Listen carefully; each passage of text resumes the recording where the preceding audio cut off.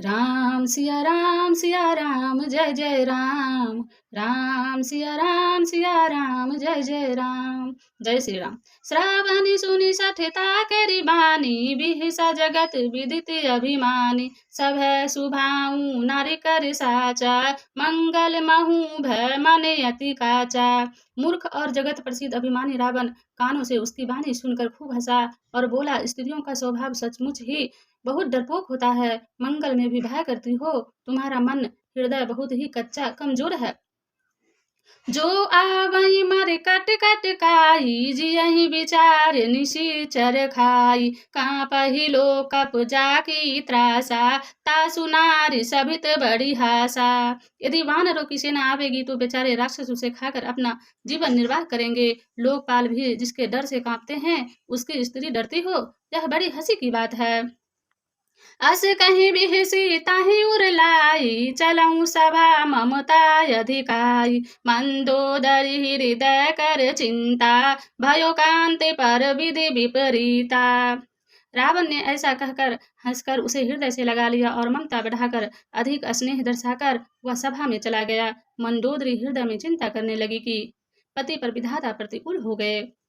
बैठा हूँ सभा खबरी सिपाही, सिंधु पार सेना सब आई। बूझे सी सचिव उचित मत कहूँ, ते सब हंसे मस्त हरि रहूँ। जो ही वह सभा में जाकर बैठा, उसने ऐसी खबर पाई कि शत्रु की सारी सेना समुद्र के उस पार आ गई है। उसने मंत्रियों से पूछा कि उचित सलाह कहिए, अब क्या करना चाहिए। तब वे सब हंसे और बोले कि चुप चुप किए रहिए, इसमें सलाह की कौन सी बात है।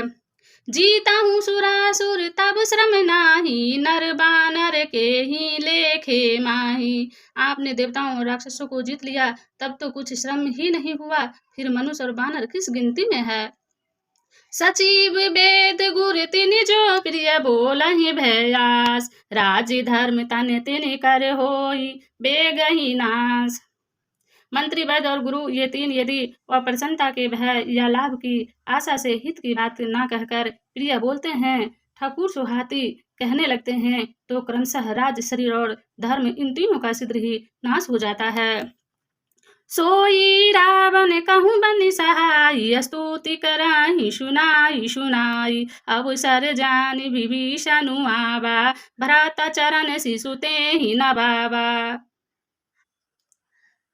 रावण के लिए भी वही सहायता सहयोग आ बनी है। मंत्री उसे सुना सुना कर मुंह पर स्तुति करते हैं। इसी समय अफसर जानकर विभीषण जी आए। उन्होंने बड़े भाई के चरणों में सिर नवाया।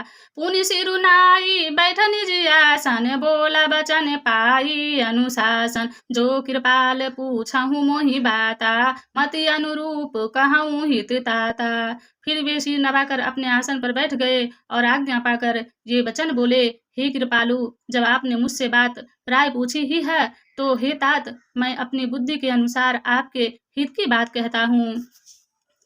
जो यापन चाहई कल्याणा, सुजसु सुवाति शुभ गति सुख नाना। सो पर नारी लीलाड़ गुसाई, तजऊ चौथ के चंद की नाई। जो मनुष्य अपना कल्याण, सुंदर यश, सुबुद्धि, शुभ गति और नाना प्रकार के सुख चाहते हो, वह हे स्वामी पर स्त्री के ललाट को चौथ के चंद्रमा की तरह त्याग दे। अर्थात जैसे लोग चौथ के चंद्रमा को नहीं देखते, उसी प्रकार पर स्त्री का मुख ही ना देखे।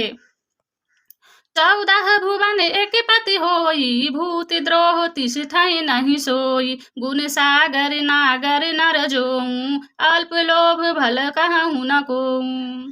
14 भुवनों का एक ही स्वामी हो, वह भी जीवों से बैर करके ठहर नहीं सकता, नष्ट हो जाता है। जो मनुष्य गुणों का समुद्र और चतुर हो, उसे चाहे थोड़ा भी लोभ क्यों न हो, तो भी कोई भला नहीं कहता। काम क्रोध मद लोभ सब नाथि, नरक के पंथ। सब परिहरि रघुबर ही, भजहि जेहि संत। हे नाथ, काम क्रोध मद और लोभ ये सब नरक के रास्ते हैं। इन सब को छोड़कर श्री रामचंद्र जी को भजिए, जिन्हें संत सत्पुरुष भजते हैं। ताति राम नहीं नर भूपाल, भुवनेश्वर कालहु कर काला। ब्रह्म अनाम अज भगवंता, व्यापक अजीत अनादि अनंता। हे तात, राम मनुष्य के ही राजा नहीं हैं, वे समस्त लोकों के स्वामी और काल के भी काल हैं। वे संपूर्ण ऐश्वर्य, यश, श्री, धर्म, वैराग्य एवं ज्ञान के भंडार भगवान हैं। वे निरामय, विकार रहित, अजन्मा, व्यापक, अजय, अनादित और अनंत ब्रह्मा है। गो द्विज धेनु देव हितकारी, कृपा सिंधु मानुष तनुधारी, जन रंजन भंजन खल भ्राता, वेदी धर्म रक्षक सुनु भ्राता। उन कृपा के समुद्र भगवान ने पृथ्वी, ब्रह्मा, गौ और देवताओं का हित करने के लिए ही मनुष्य शरीर धारण किया है। हे भाई सुनिए, वे सेवकों को आनंद देने वाले, दुष्टों के समूह का नाश करने वाले और वेद तथा धर्म की रक्षा करने वाले हैं।